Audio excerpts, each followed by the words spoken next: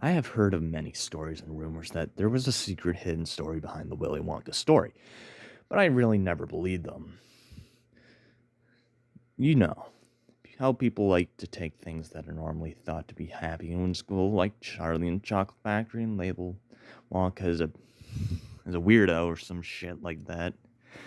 I never took anything that seriously and just thought them to be things people with active, able, creative minds have come up with.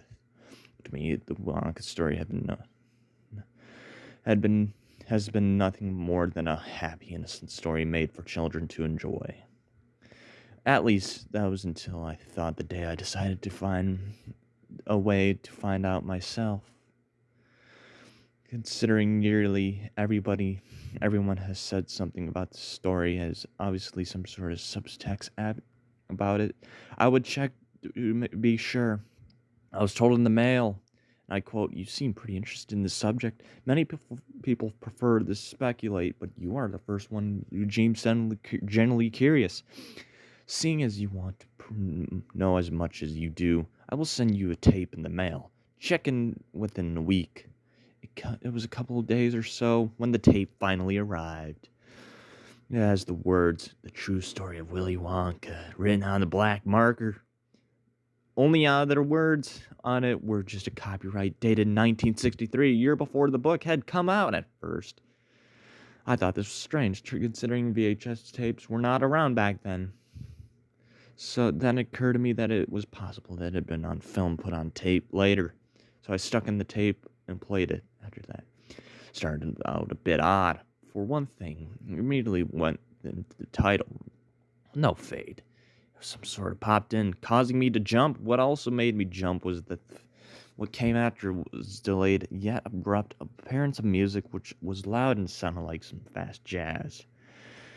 Anyway, it went to the credits and showed names I've never seen before. The only names I could recognize were Doll, Patricia Neals, and some guy named John Black. Kept looping till back to the names of the animated checker about 15 times. I generally thought there was something wrong with the tape.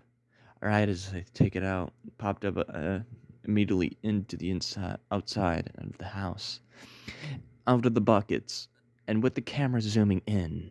The art style was really weird. It was black and white, it had an odd misty cloud to it.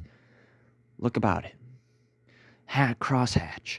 There was a deep male voice that seemed most likely to be the narrator, but his voice was in horrible quality. It was muffled in such a low volume I could barely make out a word he was saying. Cuts inside the bucket's house, and the misty cloud he was even weirder here. People all moved, all wavery like, and couldn't stop moving like those old Zelda CDI games. But the shading was cross-hatched, which meant there was a lot of extra movement. The characters behaved oddly. It seemed Charlie was either gay or highly effeminate, as he spoke with a girly voice, and with the spoke of his love for dolls and princesses. It seemed that everyone feared Grandpa Joe. We find out later that he was involved in World War I, and it was never explained how. But it was clear that he was responsible for ending it.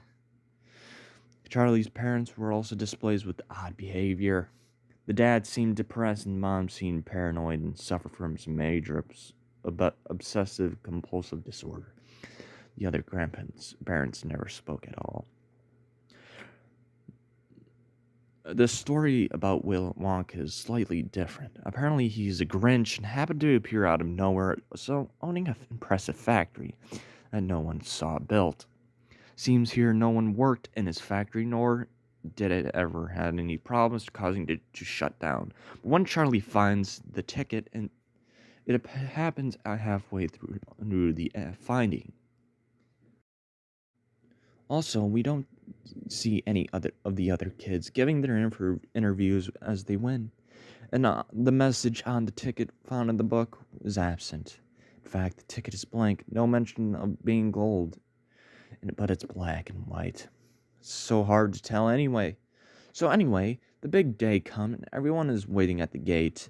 It's similar to the book, except are only 6 kids, and Charlie is wearing his And the lines spoken by the people are slightly changed from the book through halfway through. There are talks of Wonka being a Grinch, however his factory got there and how they got made. There's a story about Prince Pondicherry's death, having died drowning in a Wonka chocolate palace. They talk about more stuff, but it seems the wind picks up, drowning them out. Though nothing is ever seen blowing, just a sound effect of howling wind. Then there are bells that chime when it's time for the gates to open up, just like the book. Surprisingly, I could hear it over the loud howling wind, but it hits me with chimes that are not church bells like the book describes. They're funeral bells. Very weird. But this is not the weirdest part. The weirdest part is Wonka himself. When the doors swing open, you can see a dark, shadowy figure stand at the doorway, and then Wonka comes out of the factory, hopping and prancing. He certainly does not appear human, though it is somewhat hard to tell due to the style of cross-hatching and lack of color. Again, this isn't the weirdest part. The weirdest part is his eyes. He had a reptilian stare that literally quite sent chills to my spine. His hair kept moving, not because of the constant motion and cross-hatching, but it moved like he was underwater. The wind was even louder as he pranced and hopped down towards the gate. Once he arrived, he spoke. Strangely, I could hear his voice loud and clear, though the cheering and talking from the audience was barely audible. His voice was high like explaining the book, but not the kind of high voice I expected. He sounded like Michael Jackson speaking seductively. As normal, the kids had to show him their tickets, which he stuck down his pants. Even they walk inside. It wasn't that different from the book from here on, except for when they started down the hallways, which looked like demented Tim Burton style artwork. They kept getting more narrow and kept sloping down and more the further they went. They also seemed to twist more as they entered each new hallway. The weird part is that there is no dialogue except the line from Verica needing to use the loo, which there probably won't happen until the end of the tour. There was also a slow rising of howling winds from earlier. I found it strange such a thing would appear inside the factory. They entered even more twisted and looped-looking hallway with funeral bells chiming once again. The odd thing is, the art style once they entered this room has changed completely. There is a remaining crosshatch, wavery animated, now fully looks like something Tim Burton might draw. The narrator from earlier also returned, but he was somewhat clearer. I could tell that it was the same voice from earlier, as I recognized a few of the same inflections. Oddly, he didn't seem to have been talking about the buckets I would had expected for the intro. I still find him hard to make out, but I managed to catch a few words as Grinch, Wonka, and he went to something about the Oompa Loompas. At this point, I had goosebumps. I actually did not know what he was trying to say here, but I was still very curious. Then everything got interrupted by a long message found on a black screen with white text. The writing was another language. It looks like an odd mixture between Greek and Korean, but someone managed to look like Blackadder ITC font. There was no sound at all. Everything was in total silence, though the howling winds show up abruptly after a couple minutes and on a few more minutes before it returned back to the show. They continued to walk through the twisted halls, and this one looked particularly messy with the shadowy figures of Wonka and the gang walking through. It didn't change to side view, and everyone was still black and shadowy, and Wonka was still hopping down an abrupt change as the funeral bells sounded again. He was walking slowly. The way he was walking reminded me of much of The Undertaker from WWF, especially with his Ministry of Darkness days. There was again no dialogue aside from the kids. I assume a girl is saying, "I don't like this, Daddy." Suddenly they walk into the chocolate room. No door or entrance. They walk in. When they get there, Get here, get really strange. Look, the room looks eerily identical to the one in 2005 Tim Burton film adaptation. It is not cross-hatched, but in what looks like a black and white painting style. The Chocolate River. This is one of the most unsettling moments because the river looks like real blood. The only colored element in the entire film. Not blonde done in realistic style, but as though somebody actually dipped a brush into a cup of blood and ran brush across those parts. What made it more unsettling is its texture would change slightly with each frame. Quite unsettling because how they were able to get so much blood to make up each possibly 700,000 or more pieces of paper. But that isn't the weirdest part. It gets worse. The room didn't seem to function like normal as Wonka is not introducing anyone to the room nor showing them around. He suddenly starts speaking about the Oompa Loompas, a group of black pygmies he had smuggled from Africa. Illegally, he adds, but they are then shown. But the unsettling part is the fact that, unlike in the book, they were happy, cheerful, and always singing and laughing. They look miserable, and each time they look at Wonka, they look terrified. They give him the look, basically says, "Please don't kill me." I actually heard them say that. I couldn't quite tell if he said kill, if he was far away and sobbing. It sounded more of an act rather than a kill. The camera from this point stayed at the bird's eye's view. Wonka then yelled angrily at the Oompa Loompas with a ridiculously loud voice. It was loud, high-pitched, and screechy. I couldn't even understand him. He could have been speaking another language for all I know. He turned back to the guests and said something about them that was so shockingly, despicably racist. But then it continued to get worse. By the end, what he had ended up saying was just plain abysmal, as well as slightly terrifying. I won't even repeat it. It was so bad even a white supremacist would be offended by it. Now I am now I am also not that super sensitive, politically correct type that thinks that blacks can do no wrong. Not racist either, but I was distraught about what he said. The salts were revealed to be racist, not surprisingly, but even they were offended. Anyway, the old Viking boat arrived, but it had an odd reptilian design about it. The gang got in. Verka said, "Daddy, I want lots of things, but I don't want a dreadful boat like this." But all I could hear is the gang did talk, but their voices were drowned by a group of crying Oompa Loompas, an overly loud sailing of the boat and the chocolate blood river. It had ended up in a dark tunnel, and it was very close to the one in the film with Gene Wilder, the physical tunnel ride. But I could barely make out of that what any of them made words, as the style made everything look so convoluted. Verka commented about her... Fuck. I was about to baffled as to this was, though. I noticed Augustus was gone. I assumed he fell into the chocolate river.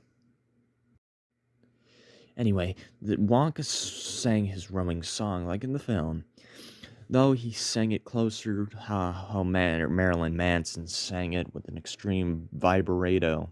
The fast, angry jazz music from the intros show up once again.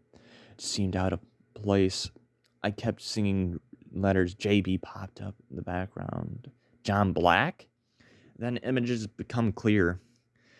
The background images show Oompa Loompas crying and some are singing something with the kind of African language. Then Wonka's song starts turning into some sort of kind of bizarre language. Sounded like some Yiddish chant until halfway through where it starts to have a hint of German in it. His eyes get bigger as his mouth grows larger and his teeth make a sudden change. They become sharp and snake-like. Then it pauses right on his face for a few minutes and the funeral bells return. The narrator begins showing up again, but the halfway through rather than starting out in the beginning. His voice is now very clear. He mentions the Oompa Loompas being illegally smuggled from the deep, dark forest in Africa, and where peaceful lives they lived. But the shocking mention of horrid things Mr. Wonka did to smuggle them. Again, I will not repeat them. He is about to speak about what happened to them and how the factory got there, but it immediately skips to the room where I can barely make out anything going on. Had no one said anything about it, I would never have guessed it was in the inventing room. The sixth child, still don't know who she is, but I think I heard someone refer to it as Miranda, unless the name was one of the parents who was mostly unnamed in the book, but I am pretty sure they were referring to this mysterious sixth character. At least she spoke what the name were said, but the funeral bells were it was so hard as she responded to them. Anyway, the last rooms they appear in Wonka making sick powder. The sixth girl did not seem pleased about it. Wonka gets extremely angry about this and shouts angrily right in her face. Once again, loud, screechy, and unintelligible. The fact that it was not distant made it even worse. It sounded so loud it even echoed through the room. Then the girls run inside the door, and that's where it's being made. Then it cuts to Wonka's face, slowly zooming in closer and closer. He had a huge, creepy grin about him. Very spooky. I hated to keep looking, but I had to see what was come, so I regularly did so. The weird noise that resemble one of the creepy background sounds, music you hear on something on the History Channel are heard, are the kind of muted and muffling sounds. Wonka's face, once it zoomed closer, started to show some disturbing texture that looked like some sort of reptilian. It appears his eyes are slowly getting wider, his pupils slowly more into slits, and his teeth once again become sharp and snake-like. Everything goes silent as the black screen with white text appeared again. I was looking at this time, half Greek and half Korean, and then it all repeats again. With Wonka begins to chant in what sounded like Yiddish, clearly a different chant than last time. It showed the hints of German in it, Abel more so than last time. The text was flickered to an English translation, but it happened way too fast for me to stop and read it. It went back to where it was, and still a picture of the group standing with the room with nothing but funeral bells being heard. It lasted a few minutes, then it started to go in motion once again, when the funeral bells sounded. Then I heard someone shout, "Miranda!" So, this is her name. Anyway, these two ran off into the room as Wonka stared down at Charlie. I had particularly forgotten where he was because he was barely shown throughout the whole thing. In fact, Violet and his mysterious Miranda girl were shown the most. I felt like Mike and Violet were not even in this one, considering their names were never spoken. I had also forgotten that he was in a dress. I probably thought it was Violet or something. I heard him speak again and remembered he was...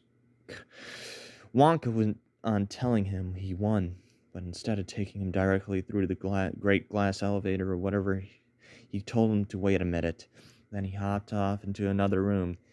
He found every one of the kids in here except for Miranda. He said something that I did not quite understand, but it was English. It had a rather convoluted meaning.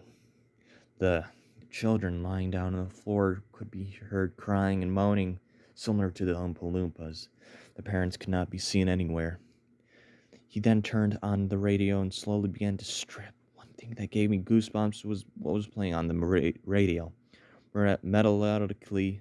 Melodically, it reminded me of one of those songs you would hear in the old Mario game you fight with Bowser. despite it being in their typical style you often heard in the early 60s, such as the Beatles and the Monkees, but with one singer only. Sounded like the keyboardist did not know exactly how to play it right, but that wasn't the weirdest part. The weirdest part is this. Now it sounded distorted like an old radio, like it was from the 60s and was more in the background, so it was a little hard to hear, but also because it wasn't super loud. Anyway, I couldn't pick out the exact lyrics, but it mentioned some sort of freaky shit you would happen to a bunch of different people by 2014. Sounded like a bunch of random names being spurted out, but seems to know who were they. What they were was begin to happen is them too horrible to mention. I don't even remember half of them. It took a second for me to sink back into the video as my mind drifted away. Absolutely stunned by the music. When I did, I saw Wonka take off his shirt and throw it off. Then finally slowly dropped down to the ground. After the credits rolled, all sound was gone. From here, appearing again was the odd names from the intro. It kept rolling to see anything came out after this, only to find a message placed at the end. Seemed to have been put in the later as look. Quality and style of it had been an early 90s feel to it. It read, "Don't let Felicity know." Then the tape stopped. I don't know who Felicity is until I looked it up and that was the name of Doll's second wife. You may have guessed I was quite shocked at what I saw, but relatively confused about this anyway. I went and asked the person who sent me this tape. Obviously, this is how Dahl originally written the book. He always made these books before he wrote them, so he could keep track of every idea he had and also check and see if the lines of the characters spoke worked outside of just being read. What happened from there and how it ended up, I was really do not know. I did not know long enough, but I started to question the man after I got a hold of his tape. I then asked if this person wanted the tape, but they refused and seemed glad that they got rid of it. They did not want it to be gone, however, forever. They still wanted the proof and information to stick around. Ever since I saw this tape, I've been looking around to see if I could get any information on it anywhere, and so far I cannot seem to find anything.